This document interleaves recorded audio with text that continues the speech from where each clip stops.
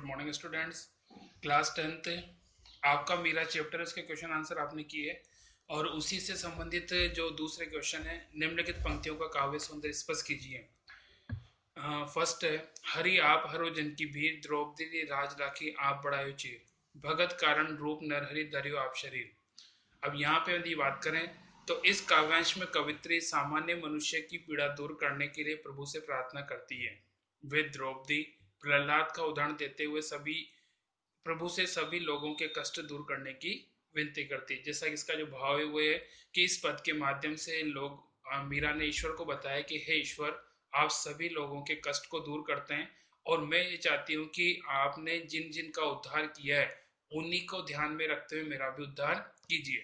और इसका उदाहरण जैसा कि आपको पहले बताया कि द्रौपदी, जिसको महाभारत की सभा के अंदर कैसे तो चीरहरण किया जा रहा था, उससे कृष्ण ने बचाया।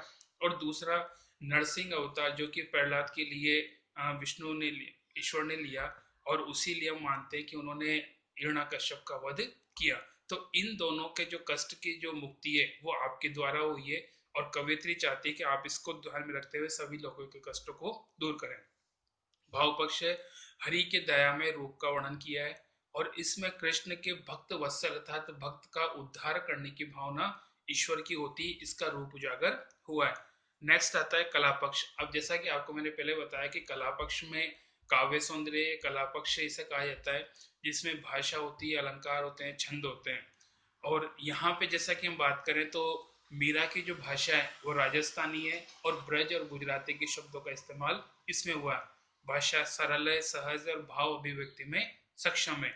अगली की बात करें तो यहाँ पे जैसा कि हरि जो शब्द है, यहाँ पे हरि शब्द में श्लेष अलंकार है। कारण कि श्लेष शब्द यहाँ पे जो हरि है इसके दो अर्थ हैं। एक हरि का तात्पर्य कष्ट की मुक्ति है और एक हरि का तात्पर्य ईश्वर है। और बात करें इसमें तो बात ज्ञात्मक शैली अर्थात इसको हम गा के सुना सकते हैं, बोल सकते हैं। तो ये जो शैली होती है वो होती है ज्ञात्मक शैली। दृष्टांत अलंकार का इसमें उपयोग हुआ है। अपनी एक बात कह के उस बात को किसी उदाहरण के द्वारा जब सिद्ध किया जाता है, या हम कह सकते हैं एक बात को कहकर उसे उदाहरण के द्वारा समझाया जाता है, वो अलंकार दृष्टांत होता है। सेकंड आता है, बूढ़तो गजराज राख्यो काटी कुंजर पीर, दासी मीरा लाल गिरधर हरो मारी वीर। मीरा ने यहाँ पे बताया कि इस काव्यांश में स्वयं को कृष्ण की दासी बताती हुई कहती है कि वे विभिन्न उदाहरणों के द्वारा स्पष्ट करती है श्री कृष्ण भक्त की पीड़ा को शीघ्रता शीघ्र दूर करके दास को सुख की अनुभूति कराते हैं। अतः वे अपनी पीड़ा हरने के लिए श्री कृष्ण से अनुरोध करती है। जैसा कि यहाँ पे आपको बताया कि मीरा पहले उदाहरण देती है, कृष्ण को उनके द्वारा किए गए भक्त वत्सल रूप का वर्णन करती है और अंत में फिर अपनी प्रार्थना करती है कि हे ईश्वर, मैं भी आपकी दासी हूँ और आप मेरा भी उद्धार कीजिए। भाव पक्ष है, इसमें मीरा की दास्य भाव की भक्ति, जैसा कि आप बताया कि दाम्पत्य दास्य और सांख्य, दाम्पत्य में पति पत्नी का संबंध, दास्य में सेवक और स्वामी का संबंध, और सांख्य में दोनों में मित्रता का वर्णन होता है। सेकंड, इसमें कृष्ण के करुणा में रूप का है, ईश्वर ने करुणा की है और कई लोगों को उद्धार किया है, इसका वर्णन है। कला पक्ष में भी भारतीय भाषा जो राजस्थानी है, ब्रज और गुजराती के शब्दों का इस्तेमाल होता है, सरल सहज और भाव अभिव्यक्ति में सक्षम है। काटी कुंजर पीर, यहाँ पे क वर्ण की पुनरावृत्ति होने के कारण अनुप्रास अलंकार है। पूरे वाक्य या पूरे पद के अंदर दृष्टांत अलंकार है।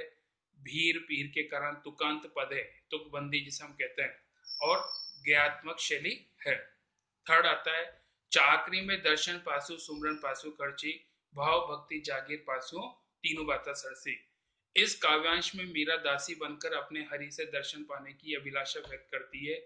वे कृष्ण भक्ति को अपनी संपत्ति मानती है। यहाँ पे जागीर अर्थात जायदाद वो कृष्ण की भक्ति है।